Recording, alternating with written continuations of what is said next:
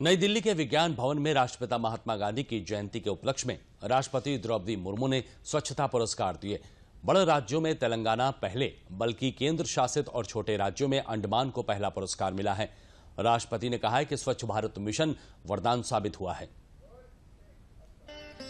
2 अक्टूबर 2022 राष्ट्रपिता महात्मा गांधी की जयंती पर राष्ट्रपति द्रौपदी मुर्मू ने स्वच्छ सर्वेक्षण ग्रामीण 2022, स्वच्छता ही सेवा 2022, सुजलम 1.0 और 2.0, जल जीवन मिशन कार्यशाला मूल्यांकन, हर घर जल प्रमाणन और स्टार्टअप ग्रैंड चैलेंज के विजेताओं को पुरस्कृत किया। राष्ट्रपति ने 7 पुरस्कार स्वच्छता सर्वेक्षण ग्रामीण 2022 और 5 पुरस्कार जल जीवन मिशन कार्य दक्षता मूल्यांकन के लिए दिए।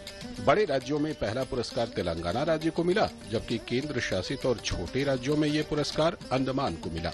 कार्य दक्षता मूल्यांकन में पहला स्थान पुदुचेरी को मिला। राष्ट्रपति ने सभी पुरस्कार विजेता राज्यों को बधाई दी और स्वच्छता के लिए राष्ट्रपिता के योगदान को याद किया। ये खुशी की बात है कि इस मिशन के द्वारा भारत ने वर्ष 2015 से संयुक्त राष्ट्र द्वारा निर्धारित सस्टेनेबल डेवलपमेंट गोल 6 को 2030 की समय सीमा से 11 वर्षों पूर्व प्राप्त कर लिए।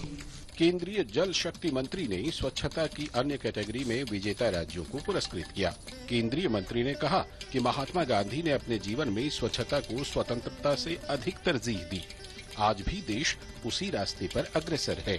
देश साल 2019 में ODF बना, 10 करोड़ घरों तक नल से जल पहुंचा।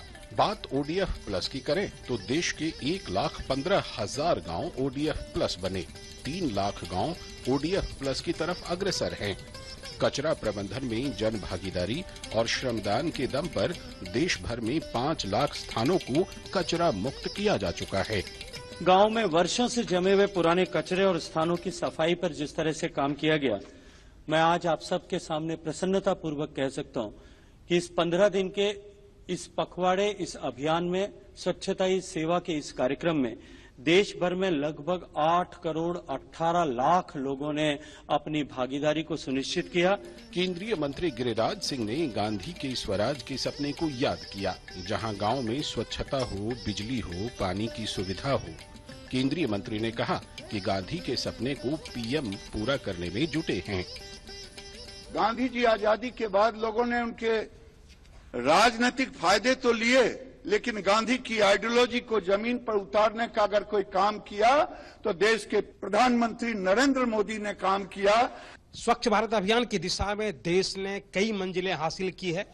साल 2019 में हमारा देश खुले में शौच से मुक्त बना। तो अगर हम कचरा प्रबंधन की बात करें तो देश के 1,15,000 गांव में ODF प्लस का कार्य पूरा हो चुका है और लगभग 3 लाख गांव में ये कार्य तेजी से जारी है। देश भर में दूरदर्शन और आकाशवाणी के तमाम केंद्रों में गांधी जयंती के मौके पर विशेष स्वच्छता अभियान 2.0 शुरू किया गया। दिल्ली में प्रसार भारती के CEO मयंक अग्रवाल ने स्वच्छता अभियान में हिस्सा लिया। गांधी जयंती के मौके पर भोपाल के प्रादेशिक समाचार एकांश में स्वच्छता अभियान चलाया गया।